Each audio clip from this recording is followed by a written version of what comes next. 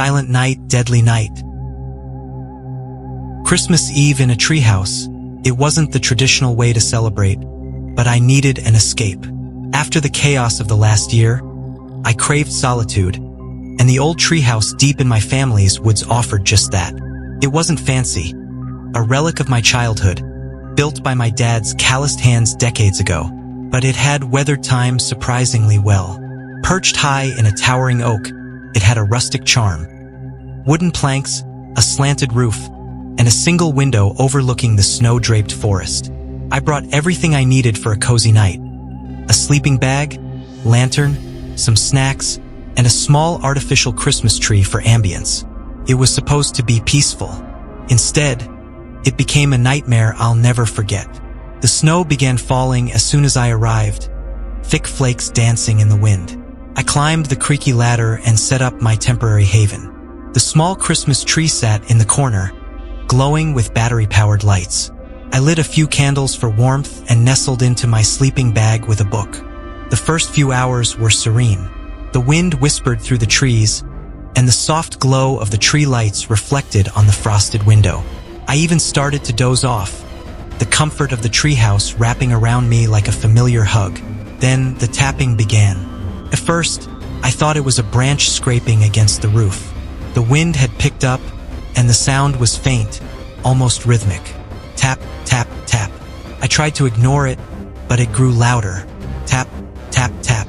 Annoyed, I got up to investigate.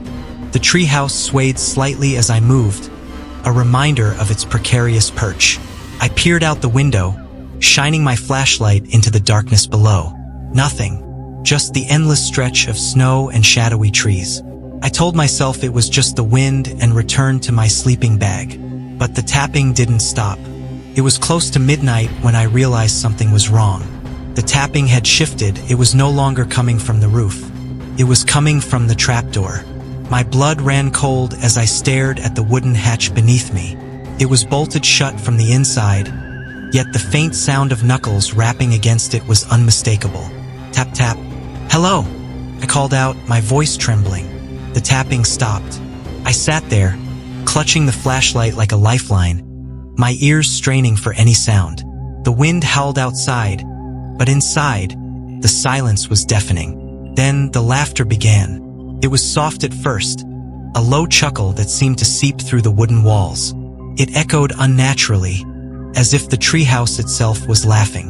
I scrambled to the window, desperate to see who or what was out there.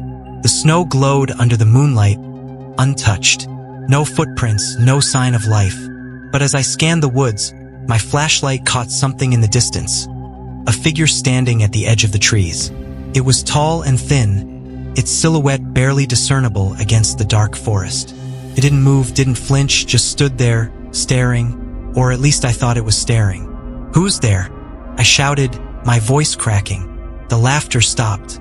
The figure tilted its head, as if amused, then stepped forward. I backed away from the window, my heart racing.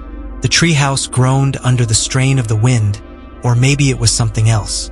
Suddenly, the lights on the Christmas tree began to flicker. The tiny bulbs blinked erratically, casting shadows that danced across the wooden walls.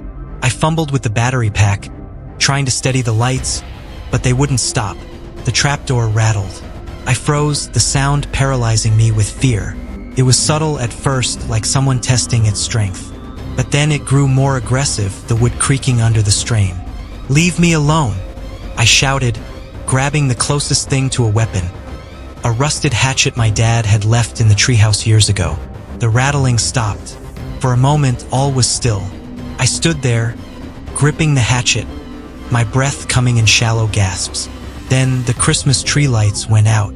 Darkness swallowed the room, broken only by the dim beam of my flashlight. I swung it toward the trapdoor just as it began to lift. The bolt was still in place, but the wood bowed upward, as if something beneath it was pushing with inhuman strength. I stumbled back, the flashlight trembling in my hands. The laughter returned, louder now, reverberating through the treehouse. And then the trapdoor burst open. A figure emerged, crawling into the room with unnatural, jerky movements. Its limbs were too long, its joints bending in impossible angles. The flashlight beam caught its face, and I wished it hadn't. Its skin was pale and stretched tight over its skull, its eyes hollow pits that seemed to suck in the light. "Merry Christmas," it rasped, its voice like dead leaves scraping against stone. I screamed, swinging the hatchet wildly. The blade struck the wooden floor, passing through the figure as if it were smoke. It laughed again, a sound that made my stomach churn. The treehouse shook violently, the walls creaking as if they were about to collapse. The creature loomed over me, its grin impossibly wide. I scrambled backward, my hand brushing against the battery pack for the Christmas lights. In a desperate move, I yanked it free and hurled it at the figure. The lights exploded in a shower of sparks, briefly illuminating the room.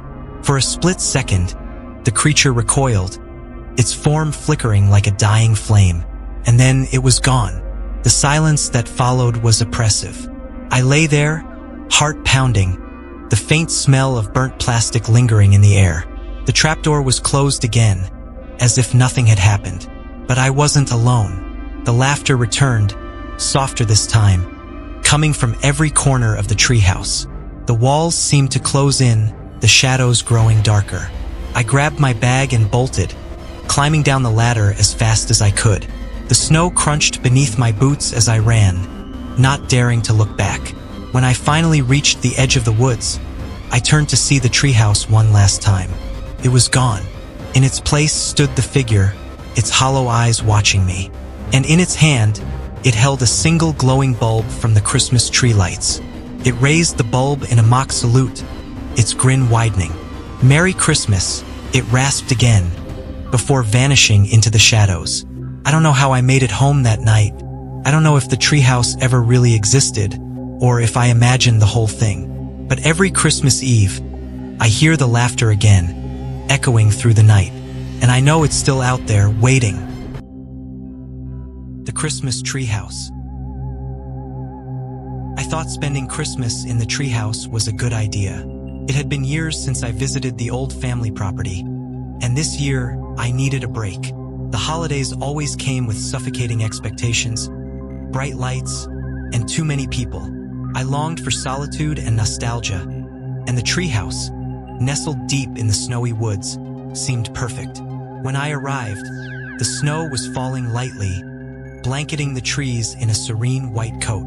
The treehouse stood just as I remembered it, a weathered but sturdy structure perched high in a massive oak. My dad built it decades ago, and I'd spent countless summers and winters playing there. Back then, it had felt magical. Now, it looked more like something pulled out of a ghost story. The creaky rope ladder protested as I climbed, my bag slung over one shoulder. Inside, the treehouse was smaller than I remembered but still cozy. The smell of old wood and earth filled the space. Dust covered the floorboards, and cobwebs hung in the corners, but it was mine for the weekend.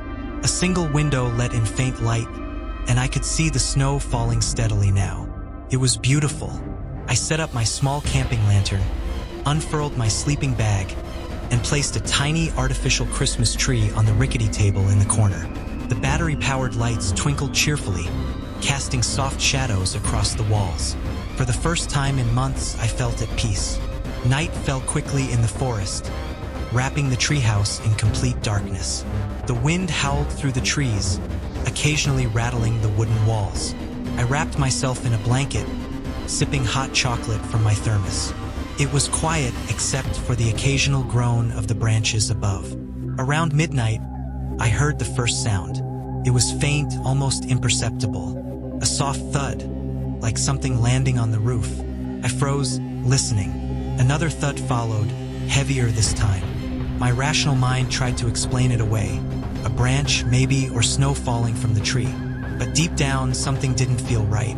I turned off the lantern, plunging the room into darkness, and crept toward the window. Peering out, I saw nothing but the snowy expanse below. No tracks, no movement. I told myself it was nothing. I wasn't a child anymore.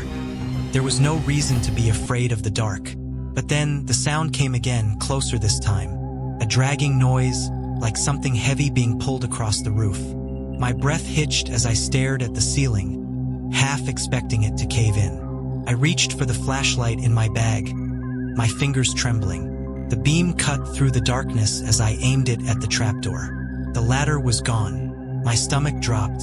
I leaned out the window, shining the flashlight down. The rope ladder lay in a tangled heap on the snow-covered ground. How had it fallen? It had been secure when I climbed up. I pulled back, heart pounding. Then I heard it, a whisper, faint and unintelligible, but unmistakably a voice. Came from just outside the window. Slowly, I turned the flashlight toward the sound. Nothing, only trees swaying in the wind. "Hello," I called, my voice shaky. The whisper stopped.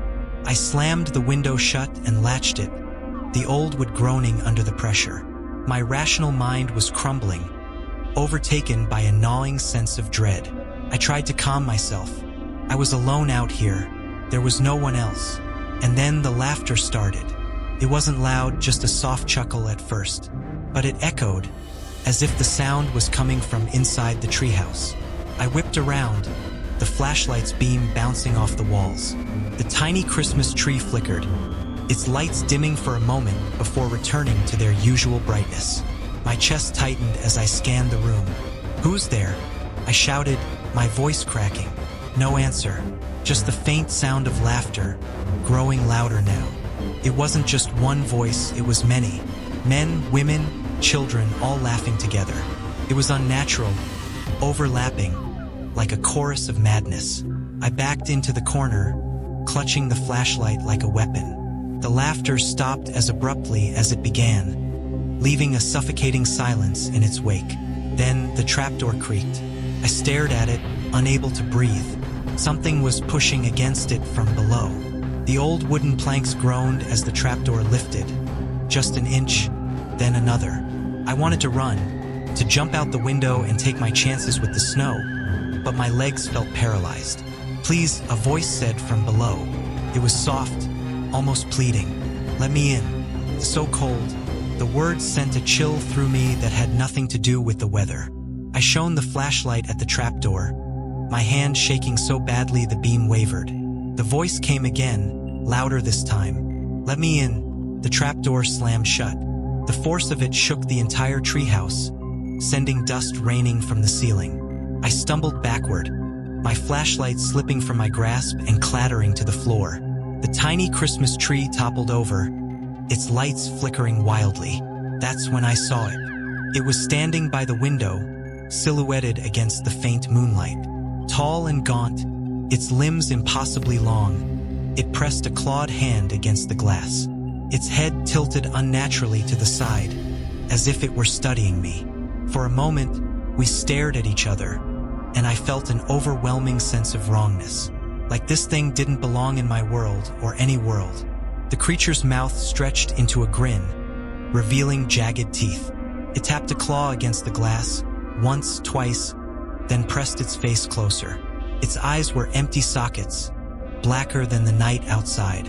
"Merry Christmas," it whispered, its voice a distorted mockery of cheer. I screamed, grabbing the flashlight and hurling it at the window. The glass shattered, the cold air rushing in. The creature didn't flinch. It climbed through the broken window with a slow, deliberate grace, its movements jerky and unnatural. I backed away, tripping over the overturned Christmas tree. The creature loomed over me, its grin widening impossibly. Its clawed hand reached out, brushing against my cheek. The touch was ice cold, burning like frostbite.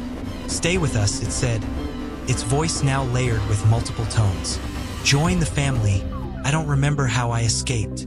The next thing I knew, I was stumbling through the woods, the snow blinding me as I ran. My legs ached, my lungs burned, but I didn't stop until I reached the road. A passing car found me, half frozen and babbling about monsters. No one believed me. They said it was the cold, that I'd hallucinated. But I know what I saw. The treehouse is still out there, standing silent in the woods. And every Christmas, I hear the laughter again, echoing faintly in my dreams. They're waiting. The treehouse on Silent Hill. This Christmas was supposed to be different, peaceful, away from the suffocating buzz of the city, away from the painful reminders of the year I wanted to forget. When I found the old treehouse my family used to visit every winter, tucked deep in the woods, it seemed perfect, isolated and quiet. Just me, my thoughts, and the sound of snow falling against the frozen ground. But peace has a way of twisting into something sinister when you're alone. I arrived late in the afternoon, lugging a duffel bag full of supplies. A flashlight, blankets, snacks, and a tiny artificial Christmas tree I'd bought on a whim. The path through the forest was buried under a fresh layer of snow, the air crisp and biting. The treehouse was just as I remembered it. Wooden planks nailed into the massive oak, a rope ladder swaying gently in the icy breeze. It looked a little worse for wear after years of neglect, but it was still standing. That was enough. I climbed up, feeling the rungs creak under my weight, and stepped into the small space. The wooden floor was covered in a thin layer of frost, the corners cobwebbed and dark. The single window was grimy, but it offered a view of the forest below. It was cold, sure, but it felt safe, nostalgic. I set up my little tree in the corner, plugged in the battery-powered lights, and wrapped myself in a blanket. Night fell quickly, turning the world outside into a canvas of black and white. The only sound was the wind whistling through the trees. Hours passed. I read a little, nibbled on a candy cane, and stared at the twinkling lights on the tree. For a moment, it felt cozy, almost magical. But then, just as I was beginning to relax, I heard it, a soft rustling sound, like footsteps crunching through the snow. I froze, straining to listen. Could have been a deer, or maybe the wind dislodging a branch. Still, something about it felt deliberate. I crawled to the window, careful to stay out of sight, and peered down. First, I saw nothing, just the empty forest, the snow reflecting the pale light of the crescent moon. But then, a shadow moved, quickly, silently, between the trees. My breath caught in my throat. It was too tall to be an animal, too slender, and it was coming closer. I backed away from the window, my heart hammering. My rational mind screamed at me to calm down. It was probably just a hiker, someone lost in the woods. But why would anyone be out here, in the middle of nowhere, on Christmas Eve? The rustling grew louder. Whoever or whatever it was had reached the base of the tree. I held my breath, clutching the flashlight like a weapon, and stared at the trapdoor. The rope ladder swayed slightly, as if something had brushed against it. Then a soft knock. Knock! Knock! Knock! Hello? A voice called from below. It was soft, almost childlike. Can you help me? I didn't answer. Couldn't. My throat felt like it had closed up completely. Please, the voice said again, a little louder this time. I'm cold. Something about the tone was off, too high-pitched, too smooth, like a recording played at the wrong speed. I crept closer to the trapdoor, trying to quiet the sound of my racing heart. There was no way I was opening it, not without knowing who or what was out there. The knocking stopped. The silence was worse. Minutes passed, or maybe hours. Time seemed to stretch endlessly in the oppressive quiet. I told myself it was gone, whatever it was, that I was safe. But then I heard it again. Not a knock this time, but a scraping sound, like nails dragging across wood, came from the walls. Then the window. Then the floorboards beneath me. It was everywhere, surrounding me. My flashlight flickered, casting shadows that danced like specters across the room. The scraping stopped abruptly, replaced by laughter. Soft, muffled, and unnervingly close. Let me in, the voice whispered, barely audible over the wind. It's so cold out here, I snapped. Grabbing the flashlight and my duffel bag, I decided I couldn't stay. Whatever was out there, whatever was trying to get in, wasn't human. I shoved the bag over my shoulder and yanked open the trapdoor. The ladder was gone. My stomach dropped. I shone the flashlight down, but the beam barely penetrated the darkness below. The snow-covered ground, so clearly visible earlier, was nowhere to be seen. It was as if the treehouse floated in an endless void. A laugh echoed from behind me. I spun around, nearly dropping the flashlight. The tiny Christmas tree in the corner was blinking erratically, the lights casting strange, shifting patterns on the walls. And standing next to it was a figure. It was tall and thin, its face obscured by shadow. Its limbs were unnaturally long, bending at odd angles. The air around it seemed to shimmer, as if reality itself was struggling to contain its presence. "Merry Christmas," it said, its voice a distorted parody of cheer. I backed away, stumbling over the edge of the trapdoor. The figure moved closer, its steps unnervingly slow and deliberate. I fumbled for the flashlight, pointing it at the thing's face. For a brief moment, the light revealed its features. Hollow eyes, a mouth stretched into a grotesque grin, and skin that looked like it had been stitched together from countless others. It didn't flinch. It only smiled wider. I scrambled back into the corner, my back pressed against the freezing wood. The figure reached out, its fingers impossibly long, and touched the tiny Christmas tree. The lights flared bright, blindingly so, then went dark. The tree burst into flames, the heat searing my face. "Stay," it whispered, the words stretching into an unholy hiss. "You belong here," I screamed, grabbing the flaming tree and hurling it at the figure. It exploded in a shower of sparks, and for a moment, the thing flickered. Its form wavered, becoming transparent, almost smoke-like. I didn't wait to see if it would return. I lunged for the trapdoor, plunging into the darkness below. The fall felt endless. The wind roared past my ears, the cold biting into my skin. When I finally hit the ground, it wasn't snow that cushioned my fall, but something soft and wet. I rolled over, the flashlight barely illuminating my surroundings. I was in a pit.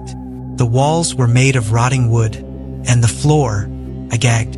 It was covered in decaying Christmas decorations, tangled strings of lights, and skeletal remains dressed in tattered holiday sweaters. Above me, the treehouse loomed, its windows glowing with an eerie red light. The laughter returned, louder now, echoing all around me. "Merry Christmas," the voice said again, this time from right behind me. I turned, but there was nothing there, only darkness. I don't remember how I escaped the woods. When I woke up, I was lying on the side of the road, frostbitten and delirious. No one believed my story, of course. They said it was hypothermia, that I'd imagined it all. But every Christmas, I hear the laughter again, and I know the treehouse is still waiting, deep in the woods, waiting for someone else to come home. The silent treehouse. I never thought I'd be spending Christmas alone, let alone in a treehouse. The treehouse was a relic from my childhood, tucked deep into the woods on my grandparents' old property. After they passed, the land went untouched, left to nature. The treehouse was my favorite escape back then, a magical little fortress high in the pines. This year, when everything fell apart, family plans canceled, relationships strained, I decided to escape the city. The idea of Christmas in solitude, surrounded by snow-dusted trees, felt like the peaceful retreat I desperately needed. But peace was not what I found. The first night was uneventful, almost perfect. The air was crisp, the stars vivid through the skylight of the treehouse. I'd brought enough supplies to last a few days. Canned food, blankets, a lantern, and a small Christmas tree I'd set up in the corner. I even strung lights around the treehouse's interior, powered by a small battery pack. The soft, warm glow gave the space a cozy charm. I should have known something was wrong when the lights began to flicker. Started just after midnight. I was curled up in my sleeping bag, reading an old paperback, when the string of Christmas lights dimmed, then blinked erratically. I frowned, assuming the battery pack was running low. But as I got up to check it, the flickering stopped. Old wiring, I muttered, trying to brush off the unease creeping up my spine. The woods were silent, too silent. Not even the usual sounds of rustling leaves or distant owls reached my ears. I tried to convince myself it was normal, that the snow muffled everything. But something about the silence felt wrong. Around 2 a.m., I heard the first sound. It was faint at first, barely audible over the wind. A rhythmic creaking, like footsteps on wood. The treehouse swayed slightly, the way it always did in a strong breeze. but the wind wasn't strong. In fact, it had died down completely. I held my breath, listening. The creaking came again, louder this time. Someone was climbing the ladder. "Hello," I called, my voice shaky. No response. Gripping the flashlight, I moved to the trapdoor in the floor. It was bolted shut, but the sound of the ladder creaking under weight made my heart pound. I pointed the flashlight through the slats, but all I could see was darkness. "Who's there?" I demanded, trying to sound braver than I felt. The creaking stopped. For a long moment, there was nothing. I stood frozen, flashlight trembling in my hand, the cold seeping through my socks. Then came the knock. It was soft at first, barely a tap against the wooden floorboards of the treehouse. But it wasn't coming from the trapdoor. It was coming from the wall. I spun around, shining the flashlight toward the source of the sound. The beam cut through the dim space, landing on the small window by the Christmas tree. Something moved outside. I could barely make it out. A shadow shifting against the snowy backdrop. It was tall and thin, its movements slow and deliberate. "Go away!" I shouted, the words echoing in the enclosed space. The shadow stopped. The silence returned, heavy and oppressive. My breath came in shallow gasps, the flashlight beam shaking as I backed away from the window. And then the trapdoor rattled. My stomach dropped. I hadn't heard the ladder creak again, but something was trying to open it from below. The bolt held, but the rattling grew more violent, more insistent. I grabbed the nearest thing I could find, a rusted wrench I'd brought up earlier to tighten some of the treehouse bolts, and braced myself. The rattling stopped. For what felt like an eternity, nothing happened. I stood there, gripping the wrench, every muscle in my body tense. Then, slowly, the lights on the Christmas tree began to flicker again. This time, they didn't stop. The flickering grew faster, more erratic, until the room was bathed in a strobe-like glow. And in that chaotic light, I saw it. A face. It was pressed against the window, pale and gaunt, with hollow eyes that seemed to pierce straight through me. Its lips were stretched into a grotesque grin, revealing jagged, yellow teeth. I screamed, stumbling back as the figure outside clawed at the glass. The window pane shook under the force, but it didn't break. The trapdoor rattled again, harder this time, as if whatever was outside had an accomplice below. I was trapped. The treehouse groaned under the weight of the wind, or maybe something else. The walls seemed to close in, the air growing colder with each passing second. And then the laughter started. It was low and guttural, echoing through the treehouse as if it came from everywhere at once. "Who are you? What do you want?" I shouted, tears streaming down my face. The laughter didn't stop. The Christmas lights exploded, plunging the room into darkness. I fumbled for the flashlight, my hands shaking so badly I almost dropped it. When I finally clicked it on, the beam illuminated the trapdoor. It was open. I don't know how it happened. The bolt was still in place, unbroken, but the trapdoor was wide open, the black void below yawning like a mouth. I stepped back, heart racing, as the laughter grew louder. And then something emerged. It crawled out slowly, its movements jerky and unnatural. Its limbs were too long, its joints bending the wrong way. The flashlight beam caught its face, and I nearly dropped it in horror. It was the same face I'd seen in the window, but now it was clearer, more real. Its eyes were empty sockets, its grin impossibly wide. "Merry Christmas," it rasped, its voice a guttural hiss. I don't remember screaming, but I must have. I swung the wrench wildly, but it passed through the creature as if it were made of smoke. The creature laughed, a sound that made my skin crawl, and then it lunged. The next thing I knew, I was on the ground outside, the snow cold against my skin. The treehouse was gone. I looked around, disoriented and terrified. The ladder, the structure, even the tree itself, it had all vanished. But the footprints in the snow remained, circling me in a perfect spiral. At the center was a single blood-red ornament. It bore my name. I never went back to the woods, but sometimes on cold winter nights, I hear the laughter again.